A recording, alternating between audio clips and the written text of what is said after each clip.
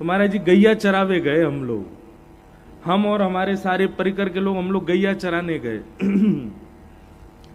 तो गैया चराने गए तो मन में पहले भाव था कि लाल जी को संग लेके जाएं, पर फिर मन में आया कि लाल जी को व्यवस्थित करना थोड़ा मुश्किल हो जाएगा। गैया तो कहीं भी भागती है और कहीं जोर से कहीं टकरा गए, लाल जी लुढ़क गए नीचे। तो हमारे मन में भाव आया, एक काम करते हैं, लाल जी को घर ही छोड़ जाते हैं, इनकी वंशी और लकुटी संग ले जाते हैं। तो लाल जी की वंशी और लकुटी हम संग ले गए। अब देखो ये लीला नहीं है तो क्या है। जब मैं वंशी और लकुटी ले रहा था तो मैंने नेक ठाकुर जी की ओर देखा तो मानो ऐसा लगा क्रोध में देख रहे हैं, दारी के मुंह ना ले जाएगा। जबकि ठाकुर जी को तो बहुत चाव होता है गैया चराने का, और पहली बार गैया चराने गए हम। फिर भी ये भी थोड़ा अनुभव हुआ कि क्रोध में है, फिर भी हमने कही नहीं नहीं आप बैठे रहो, कल जलंधर निकलना है, कहीं अभी गिरगिरा गए तो फिर कैसे संभालेंगे हम आपको, आप बैठो, हम वंशी और लकुट ले जा रहे हैं, इसके भाव से आप चल दो। खूब धूप पड़ रही थी, हम तो विलंब कर रहे थे कि भाई थोड़ा और विलंब से जाएं, एक छाया हो जाए तब जाएंगे गैया चरावे। लेकिन फिर भी मन में था कि चल देते हैं। 2-3 बजे का समय, गौशाला पहुंचते ही न जाने कहां से गड़गड़ गड़गड़ गड़गड़ करते काले काले बादल आए। और ये ताली बजाई वाली बात नहीं है, सुनो पहले। गाड़ी से उतरते ही मूसलाधार बारिश, मतलब कोई दूर दूर तक कोई था ही नहीं बारिश का योग। और इतनी बारिश इतनी बारिश इतनी बारिश भाई कि महाराज हम सब ग्वारिया बने बैठे रहे, गैया चराई नहीं पा रहे। और तब मन में भाव आवे, अच्छा गैया को बारिश से खूब, वो बारिश में निकलती नहीं, उछलने लगती है। हमने कि क्या करें। वहीं एक भवन सा था, उसके नीचे बैठे बैठे सोचते रहे बारिश बंद हो तो गैया चराएं। बारिश इतने में बज गए 5-6 बज गए शाम के। और जैसे ही सब साक्षी थे हमारे साथ के सब लोग, जैसे ही मैं बाहर जाऊं, बाहर जाती बारिश शुरू हो जाए, जैसे ही मैं भीतर कमरा में आऊं तो बारिश बंद हो जाए। मैं समझ गया, मैंने कि लाल जी आनंद कर रहे हैं, लाल जी कह रहे हैं कि मुझे लेके ना गए, अब तू चरा के दिखा गैया। मुझे तो लेके गए हो नहीं है। लेकिन हमने भी थोड़ी हट करी। मैंने कि ठाकुर जी इतने दिनाते सेवा कर रहा हूं, अब अधिकार तो मुझको मिल गया आपसे लड़वे को, मैं हूं चरा के आऊंगा आज गैया। रिमझिम बारिश थी, हम जबरदस्ती गैयान को, मैंने चलो सबरी चरवे, और गैयान को लेकर के गए। जैसे ही पहुंचे मैदान में, इतनी जोर की बारिश भाई, गैया तो भाग गई सब गौशाला में, हम फंस गए वहीं, भीज गए ऊपर से नीचे तक, नीचे पूरा दलदल है गयो। और वही को प्रमाण की जैसे घर लौट के आए, तीव्र बुखार रात में। लाल जी से 2 दिना से क्षमा मांग रहे हैं, अगली बार आपको ले चलेंगे, अब ये बुखार ठीक कराओ। ठाकुर जी बुखार नहीं देते, ये ठाकुर जी ने नहीं दिया।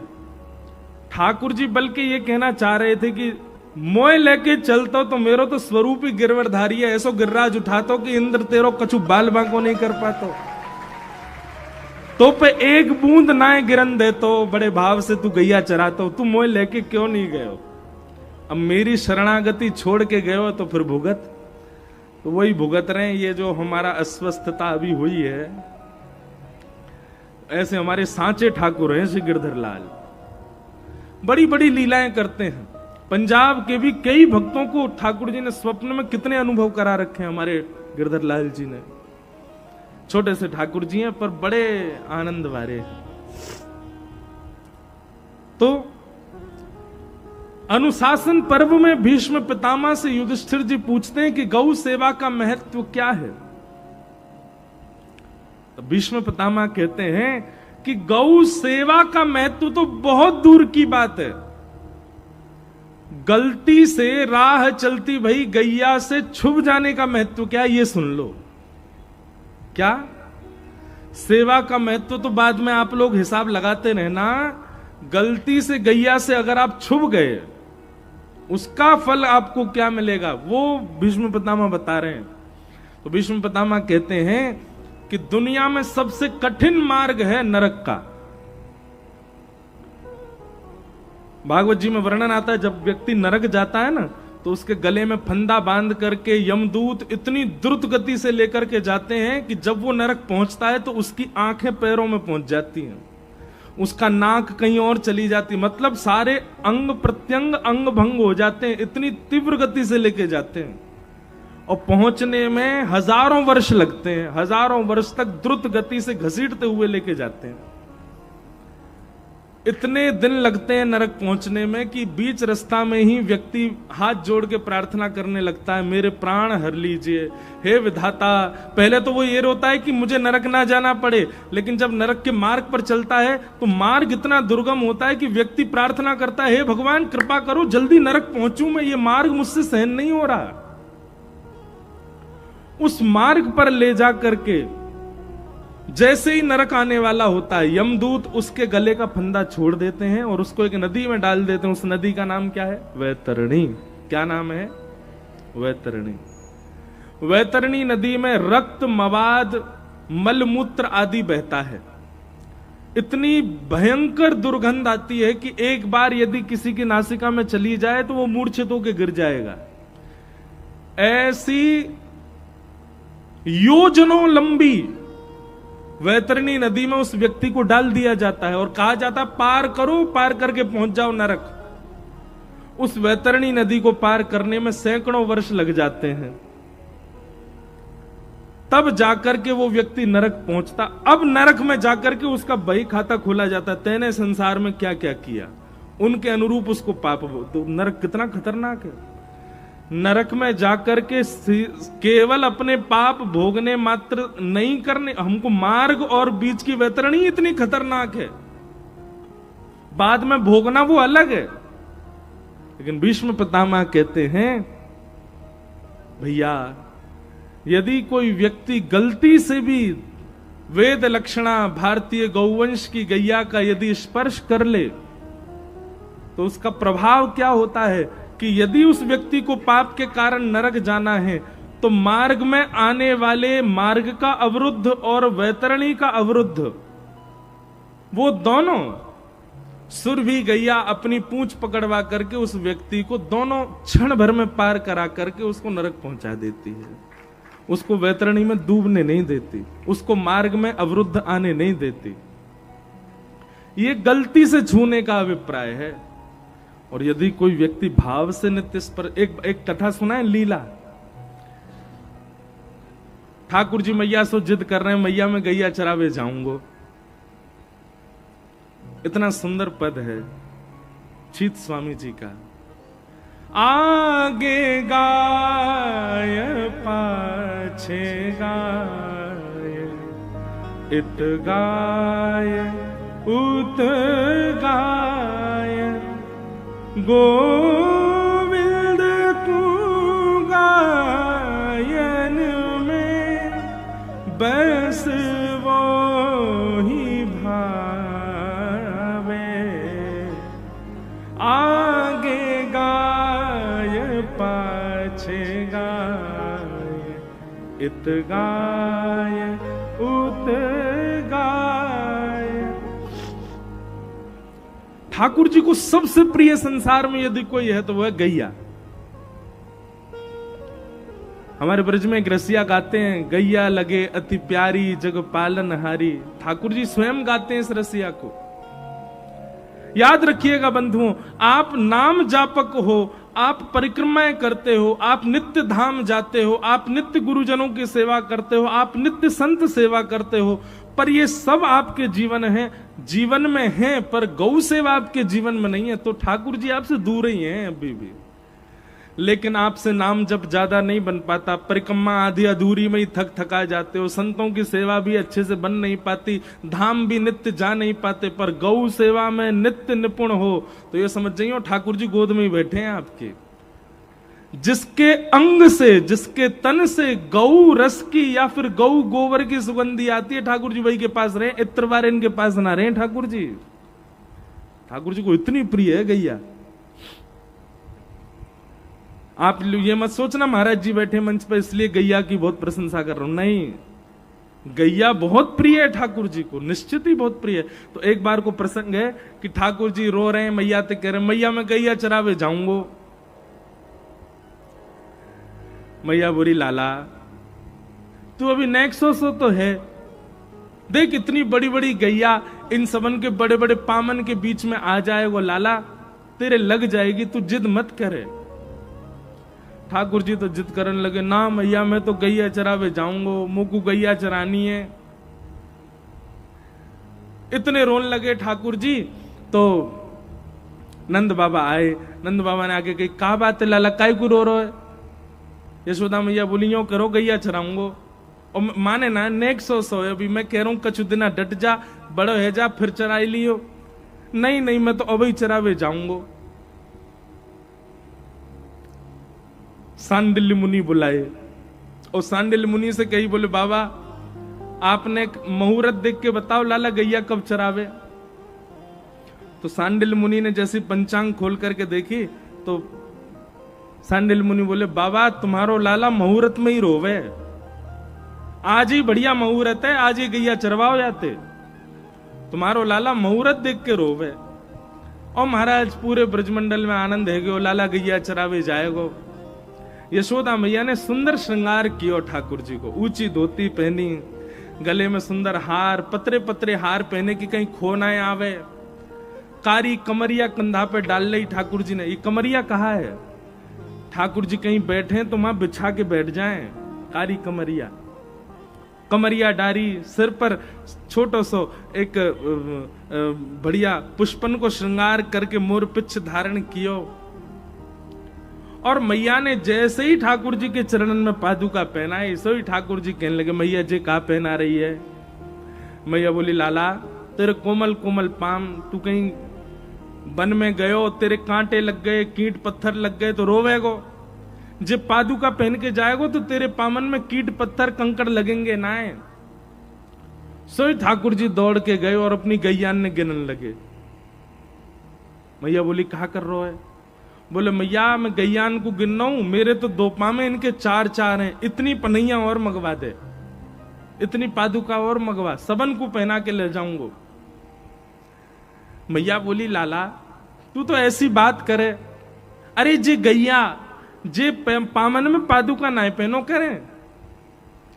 ठाकुर जी बोले, चौना पहने मैया, इनके कांटे ना लगे, इनके पत्थर ना लगे, इनको निष्ठुरता ना लगे। मैया बोली, लाला देख तेरे तो कोमल पाम है और इनके तो खुर हैं, खुरन में कांटे पत्थर ना लगो करें। ठाकुर जी तो रोन लगे, पछाड़ खा के गिर गए। मैया बोली, काय को रो लाला? बोले, मैया मेरे पाम खुर क्यों ना बने, मेरे पाम पाम ही क्यों रह गए? जे गैयान के पाम खुर बन गए, मेरे खुर क्यों ना बने? जरूर तेने खाने पीने में कोई कमी छोड़ी होगी जब मैं तेरे पेट में रहे होऊंगा। यशोदा मैया बोली, लाला तेरी बातन की तो कोई सल ना पड़े। अरे लाला जे खुर तो जानवरन के हो में, हम मानवन के ना हो में। और महाराज ये बात सुन के तो ठाकुर जी इतने रोए कि आंख लाल पड़ गई, गाल लाल पड़ गए, अपनो सबरो श्रृंगार फेंक दियो, अपने सबरे कड़ूला उड़ूला उतार के फेंक दिए और जमीन में लोट लोट करके मूड दे दे करके रोमे ठाकुर जी। नंद बाबा दौड़े दौड़े आए, अरे लाला कहाँ है गो? बड़ी देर में ठाकुर जी शांत भये। तू रो काई को रो है जे बता? ठाकुर जी बोले, बाबा जी मैया सबरी गैयान को जानवर कह रही है, जिन गैयान ने मुंह को दूध पिवा के बड़ो कियो वो जानवर है, और यदि दूध पिवारे वाली गैया जानवर है तो मैया तू भी जानवर है, बाबा वो जानवर है, मैं हूं जानवर हूं, हम सबरे जानवर हैं। मैया ने दोनों कान पकड़े, लालत कही, आज के बाद कभी गैया सो जानवर नहीं कहूंगी। तब ठाकुर जी प्रसन्न भये, बोले, हाँ मैया कभी जानवर मत कहियो, जे जानवर ना है जो तो मेरी मैया है। गैया से इतना प्रेम है ठाकुर जी को। श्रीमद् भागवत में गौ प्रेम ठाकुर जी का इतना अद्भुत वर्णन किया है श्री शुकाचार्य जी ने। ऐसी गैया से हमको प्रेम हो जाए। हम तो अपनी कथा में कहते हैं ठाकुर जी को प्रिय लगने वाली वस्तु यदि आपको प्रिय लग गई, अभी तो वृंदावन प्रिय लगा है आपको, वृंदावन निश्चित है, यहां जितने लोग बैठे हैं सबको वृंदावन प्रिय लग गया है। अब वृंदावन के बाद बारी किसकी है? अब गैया की है। अब गैया प्रिय लगे, और गैया के बाद फिर वैष्णव प्रिय लगे, वैष्णवन के बाद फिर ठाकुर जी के धाम के सुंदर सुंदर जो पर्वत हैं, जो नदियां हैं, वो प्रिय लगे। इन सबसे प्रेम होना ही ठाकुर जी से प्रेम होने के समान है। तो भैया पंजाब के हमारे जितने भी वैष्णव कथा सुनने, सबसे हमारी एक प्रार्थना, और वृंदावन से प्रेम करने वाले समस्त वैष्णवों से प्रार्थना कि जितनो प्रेम वृंदावन से है उतनो प्रेम अब गैया से करनो प्रारंभ कर दो, उतनो प्रेम यमुना जी से करनो प्रारंभ कर दो, उतनो ही प्रेम गिरिराज जी से करनो प्रारंभ कर दो। आप निश्चित मानियो, आपको ठाकुर जी से प्रेम नहीं करना पड़ेगा, ठाकुर जी आपसे प्रेम करेंगे फिर, और यही हमें चाहिए। तो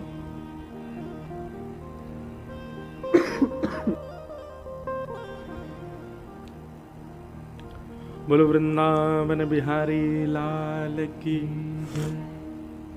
कल हमने भागवत जी का महात्म्य सुना, और महात्म्य में कल भक्ति ज्ञान वैराग्य के विषय को हमने विशेष रूप से श्रवण किया। आगे फिर वहां कथा आती है कि आत्मदेव नाम के ब्राह्मण के एक पुत्र हुए जिनका नाम था गोकर्ण। दूसरे पुत्र उनकी पत्नी कहीं से ले आई थी जिसका नाम था धुंधुकारी। धुंधुकारी दुष्ट बना, उसकी दुष्टता से माता पिता दोनों घर छोड़ के चले गए, मां ने प्राण त्याग दिए, और आत्मदेव जी वन में जाकर के गोकर्ण जी से ज्ञान उपदेश पाकर के भगवत धाम को प्रस्थान कर गए। धुंधुकारी भयंकर प्रेत बन गया, और उसकी प्रेत योनि से निवृत्ति कैसे हुई? श्रीमद् भागवत की कथा श्रवण से। बंधुओं, भूत प्रेत संसार में होते हैं, पर विशिष्ट रूप से व्यक्ति प्रेत बनता कब? दो कारणों से। जिस व्यक्ति को नरक में भी स्थान नहीं मिलता, जिस व्यक्ति को मृत्यु लोक के बाद कहीं भी स्थान नहीं मिलता, उसको मृत्यु लोक पे प्रेत बना के भेज दिया जाता है, वो प्रेत योनि में भटकता है। जिसकी मुक्ति नहीं हुई है, जिसको कहीं और स्वीकार नहीं किया गया, नरक के द्वार भी बंद कर दिए, बोले यहां भी नहीं आओगे तुम, वो प्रेत बनते हैं। हमारे रसिक जन कहते हैं कि व्यक्ति प्रेत कब बनता है? जिस व्यक्ति ने जीवन में कभी भी भजन नहीं किया, जिस व्यक्ति ने जीवन में कभी कथा नहीं सुनी। और सुनिए, भजन करना और कथा सुनने का मतलब यह नहीं कि यहां के आप बैठ गए, कथा सुन गए, भजन सुन गए कि अब हम प्रेत नहीं बनेंगे। जब तक उसको जीवन में पालन नहीं किया, जो व्यास ने कहा उसको जीवन में उतारा नहीं, कथाएं तो बहुत सुनी पर जीवन पर बिल्कुल उसका असर नहीं हुआ। रावण रोज त्रिपुंड लगाता था, रावण रोज महादेव का अभिषेक करता था, पर ऐसे त्रिपुंड का, ऐसे अभिषेक का क्या फायदा जिससे उसका चरित्र नहीं सुधरा। आप लोग कथा सुनने नहीं आते, आप स्वयं को सुधारने आते हैं कथाओं में, और यदि माफ कीजिए आप बिना सुधारे चले जाते हैं ना, तो बहुत बड़ा अपने ऊपर बहुत बड़ा अपराध कर रहे हो आप। इसलिए कथाएं सुनने आते हैं तो यहां जो कही जाती है बातें, उनको जीवन में उतारने का प्रयास किया कीजिए।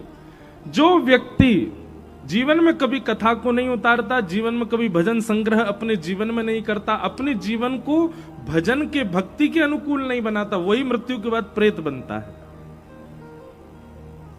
भजन बिन नर मर गट के भूत, भजन बिन नर मर गट के भूत। सरस माधुरी जी का पद है, सब लोग गाओ। भजन बिन नर मर गट के भूत, भजन बिन नर मर गट के भूत। मरगट समझते हैं ना, शमशान को मरगट कहते हैं। जो व्यक्ति भजन नहीं करता वही शमशान में भूत बन जाता है।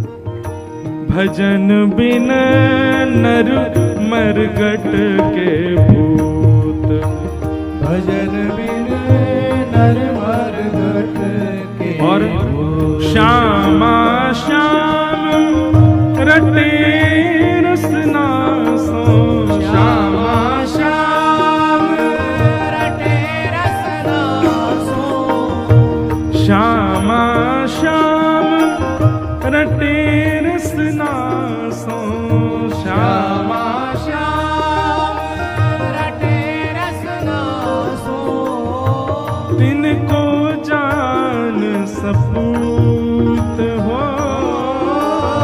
तिनको जान सपूत, भजन बिना नर मरगट के,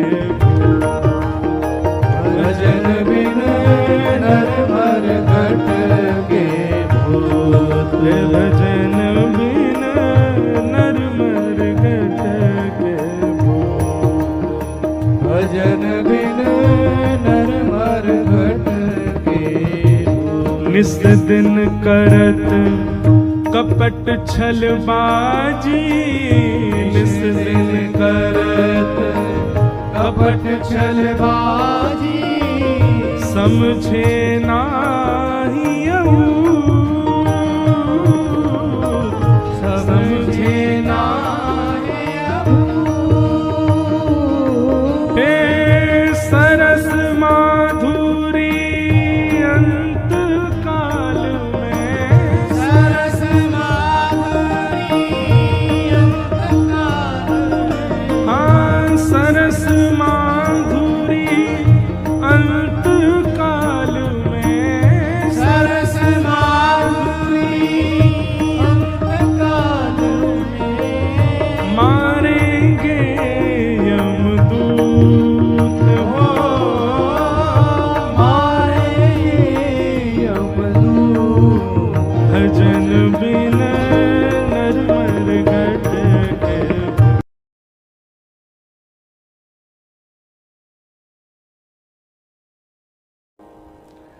जिसने जीवन में कभी भजन नहीं किया, जिसने जीवन में कभी कथा नहीं सुनी, वो निश्चित है कि मृत्यु के बाद भूत बनेगा, प्रेत बनेगा। लेकिन महाराज जी, आपने अभी अभी एक बात कही कि कथा में तो आया था, कथा तो सुनी थी, पर जीवन में उतारा नहीं। ऐसा व्यक्ति भी प्रेत बन सकता है? तो फिर कथा की महिमा खत्म हो जाती है। अब देखो, ऐसा व्यक्ति प्रेत तो बनेगा जिसने कथा जीवन में नहीं उतारी। कल हम बता रहे दंभ, केवल दंभ किया, केवल आडंबर किया कथा सुनने का, भक्त बनने का, वैष्णव बनने का। भगवत कृपा से हो सकता है कि वो ना भी बने प्रेत, पर कदापि 1% यदि वो प्रेत बन गया तो वो प्रेत कैसा बनेगा? बोले उसके लिए मुक्ति का केवल एक ही उपाय बचेगा। क्या? कि तुम किसी वैष्णव को भगवत शरणागति प्रदान करो। तुमने तो अपने जीवन में शरणागति प्रदान की नहीं, ठाकुर जी की प्राप्त की नहीं। कम से कम प्रेत योनि में ही रह करके अपने प्रेत भाव से किसी वैष्णव को भगवत शरणागति तुम प्रदान कर दो तो तुम मुक्त हो जाओगे। समझ में आ रही है बात? गोस्वामी तुलसीदास जी के प्रसंग में आता है, गोस्वामी जी नित्य जाते थे वन में, और वन में जाकर के एक जल लेके जाते थे, शौच आदि से निवृत्त होके जो बच जाता था जल, उसको एक पेड़ के नीचे डालते थे। 12 वर्ष तक इस नियम का पालन किया, तो 12 वर्ष बाद उस पेड़ से एक प्रेत प्रकट हो गया। उसने कहा, आपने मेरी प्यास बुझा दी, 12 साल तक मुझे रोज पानी पिलाया, वरदान मांगिए, मैं क्या दूं आपको, मैं प्रेत हूं, मैं आज मुक्त हो गया हूं। गोस्वामी जी कहते हैं, हमको राम जी कैसे मिलेंगे ये बताओ। तो उस प्रेत ने परिचय दिया, बोले आपकी कथा में हनुमान जी आते हैं, इस रूप में आते हैं, उनके चरण पकड़ लो, राम जी मिलेंगे। और गोस्वामी जी को मिले। ऐसी एक ब्रज की लीला भी है। ब्रज में नंदगांव में एक बाबा रहते थे, और वो बाबा वन में कुटिया बना करके रहते थे। रोज ब्रजवासियों के घर से मधुकरी लाते, और मधुकरी लाके मधुकरी पाते। जैसे वो मधुकरी पाने बैठते, तभी एक कुकर, एक कुत्ता आ जाता, उनके द्वार पर आके बैठ जाता।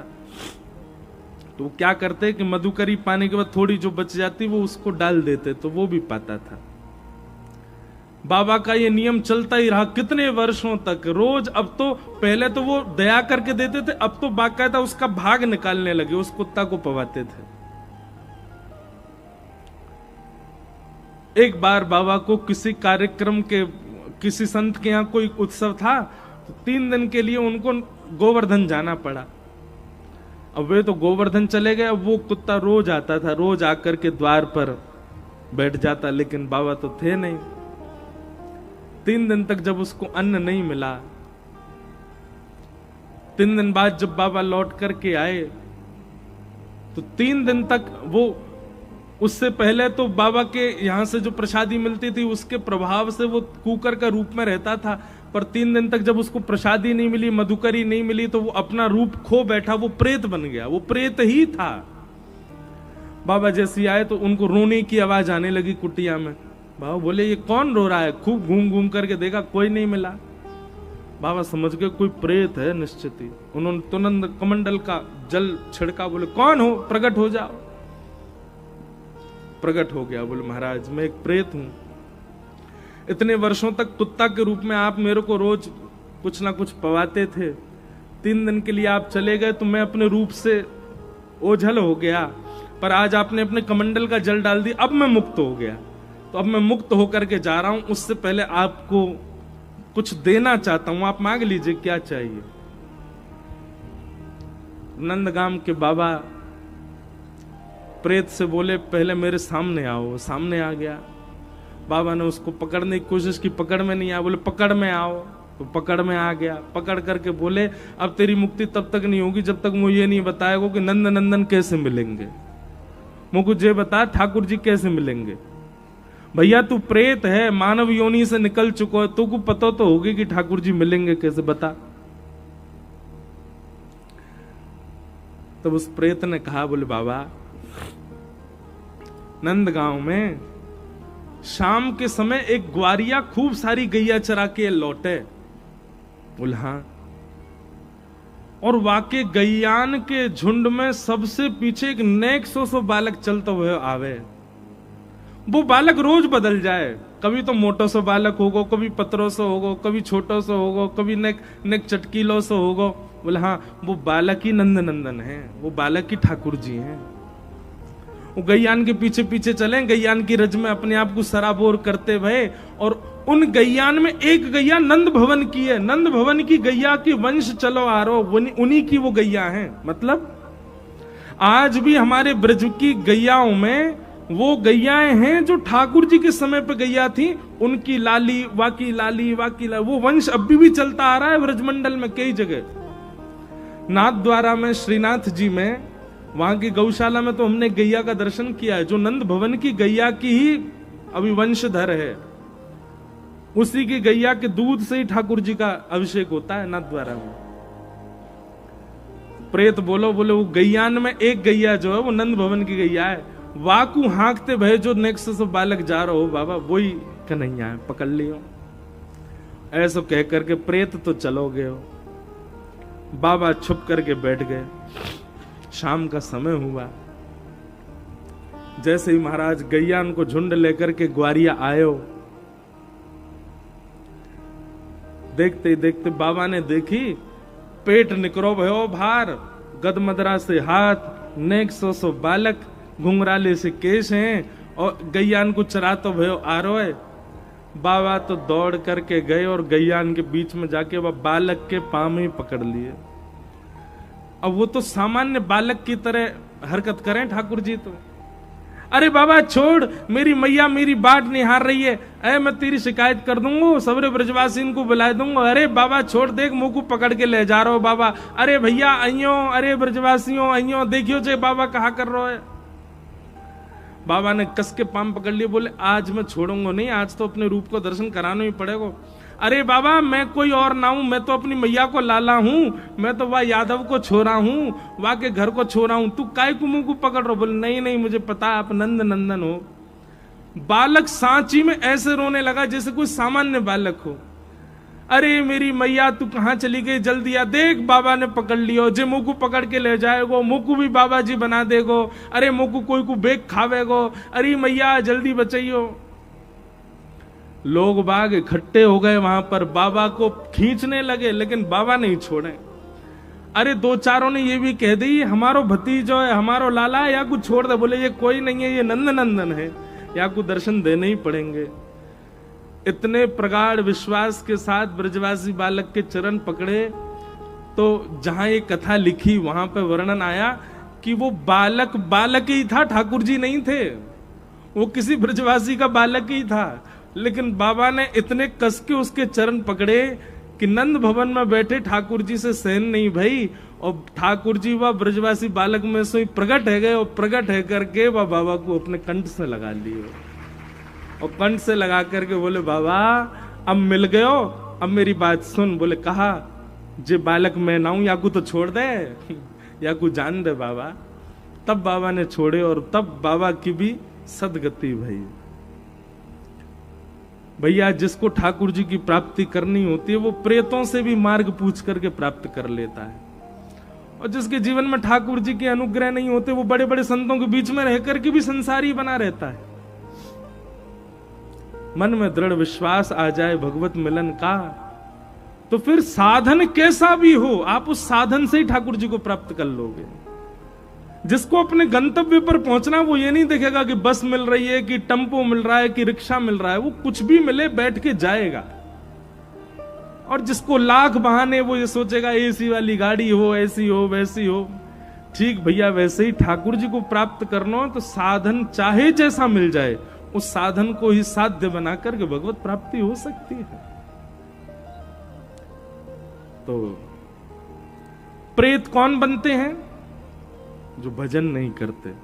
पर कथा आदि सुनने के बाद भी यदि कोई प्रेत बन जाए तो उसके लिए एक ही उपाय रहता है, किसी वैष्णव को भगवत दर्शन कराओ, भगवत शरणागति कराओ, तो तुम अपने प्रेत योनि से मुक्त हो जाओगे।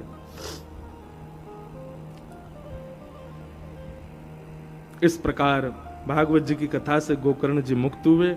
आओ भागवत के प्रथम स्कंद में हम लोग प्रवेश करें।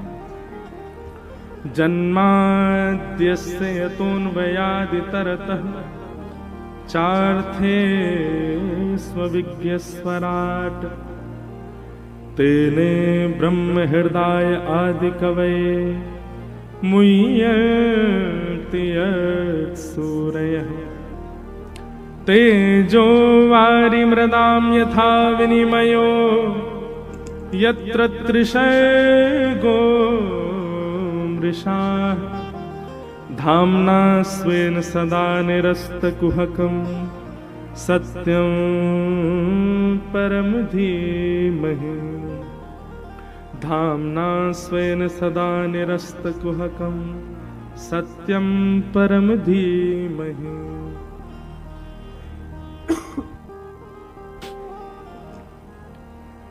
भागवत जी का प्रथम श्लोक।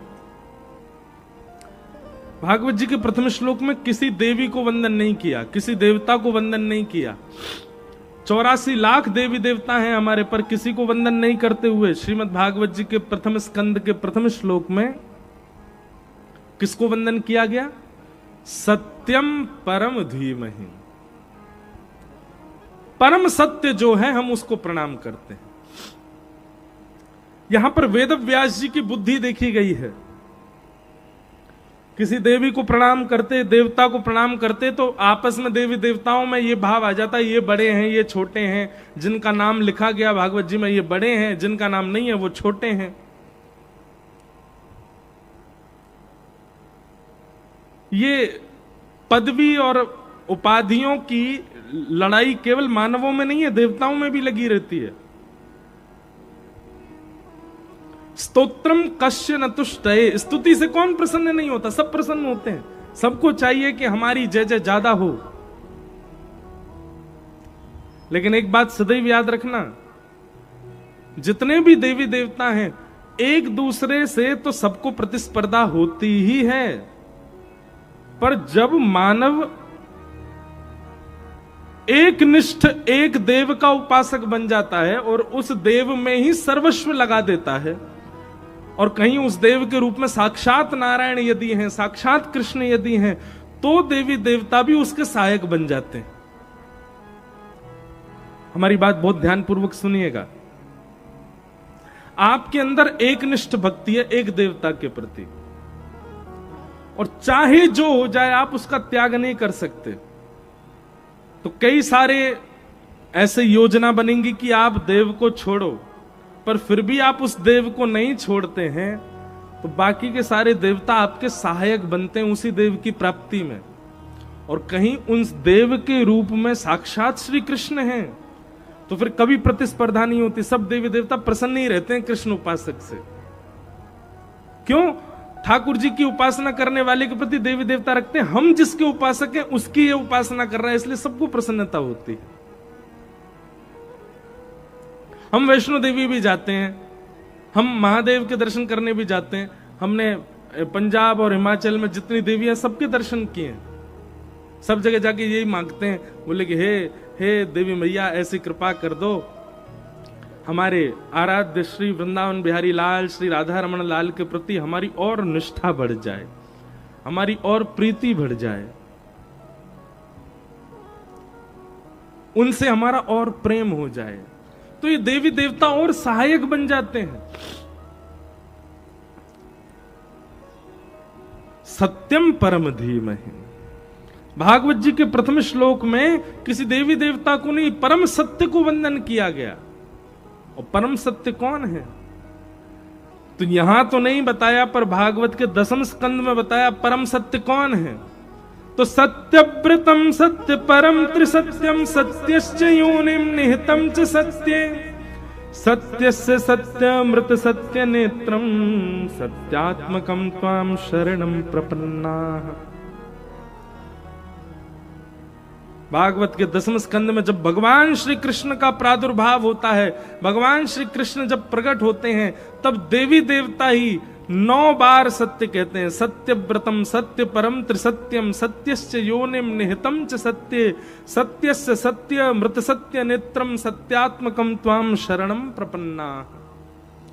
ऐसे परम सत्य को हम बारंबार प्रणाम करते हैं। तो 10वें स्कंद में 9 बार सत्य जिसको कहा गया, उसी सत्य की यहां पर वंदना कर रहे हैं। कौन? वेद व्यास जी। पर स्वच्छंद नहीं लिखा कि श्री कृष्ण को मैं प्रणाम करता हूं।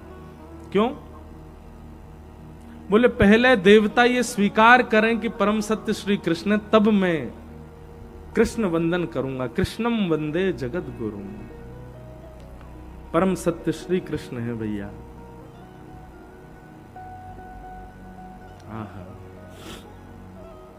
हमारे ब्रज के उपासकों के अगर आप उपासना देखोगे तो कई बार हो सकता है कि आप सबके मन में बहुत संशय आ जाए, पर हमारे ब्रज के उपासक तो ऐसे ही हैं।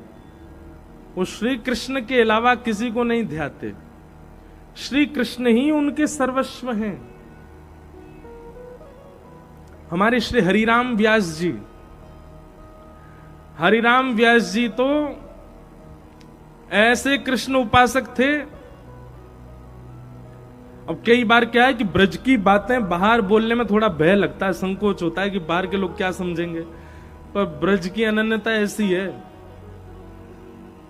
हरिराम व्यास जी के चरित्र में ऐसा भाव आता, उनकी बेटी का ब्याह था, और बेटी का ब्याह था तो हरिराम व्यास जी को जब बेटी मिलने गई तो बेटी ने कहा, पिताजी मेरा ब्याह है परसों, और मधुकर शाह राजा जो हैं ओरछा के, उन्होंने लड़का ढूंढा है, आप खूब आशीर्वाद देना, मेरा मंगलमय जीवन हो।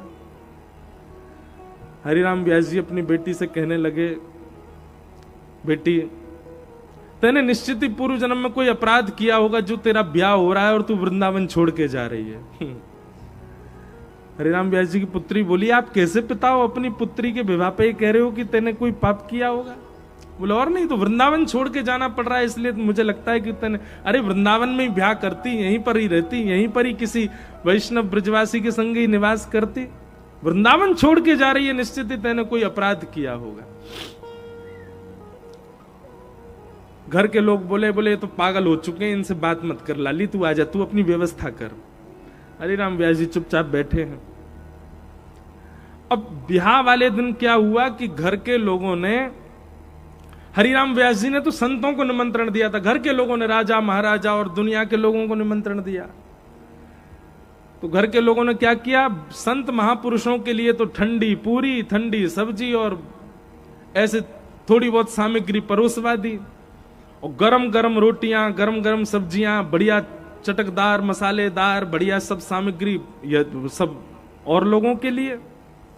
ये देख करके हरिराम व्यास जी का दिमाग खराब हो गया। बोले कि संतों के लिए इतनी सामान्य व्यवस्था, और ये राजा महाराजा संसारी लोगों के लिए इतने 56 भोग की व्यवस्था। और उनका उसी समय थोड़ा सा पारा हाई हुआ था, इतने में ही बेटा आके बोला, पिताजी कन्यादान हो रहा है, आप आकर के कन्यादान कर दो। और उनके लिए पुत्र पुत्री परिवार ये महत्व नहीं देता था, उनके लिए तो संत सेवा, ब्रजवासियों की सेवा, ठाकुर जी की सेवा ये महत्वपूर्ण।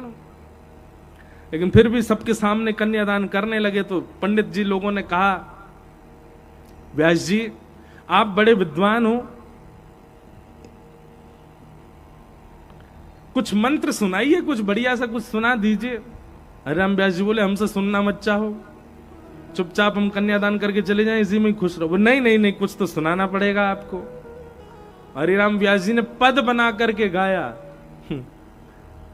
वे मरे जिन मेरे घर गणेश पुजवायो, जिन्होंने मेरे घर पर आकर के ये सब ब्याह आदि रचना करवाई है, मेरे घर पे आकर गणपति का पूजन किया है, मेरे घर पर आकर के जो ब्याह का प्रसंग कराया है, उन सब की आज ही मृत्यु हो जाए।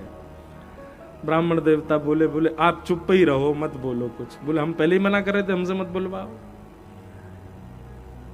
बच्चे सब कहने लगे, दीदी का ब्याह है, हमारी बहन का ब्याह, आप इतने क्रोध में क्यों भरे।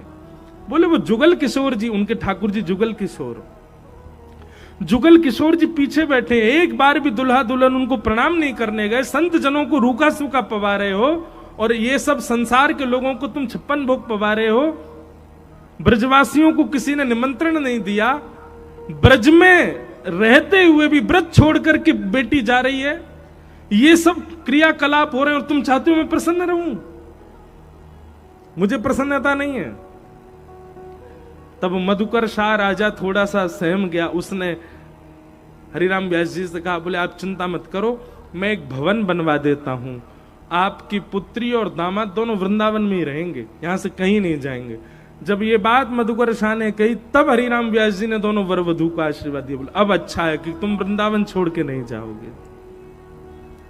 वृंदावन छोड़ के जाने वालों के लिए बहुत कुछ लिखा है व्यास जी ने, मैं ज्यादा उसका वर्णन नहीं करूं।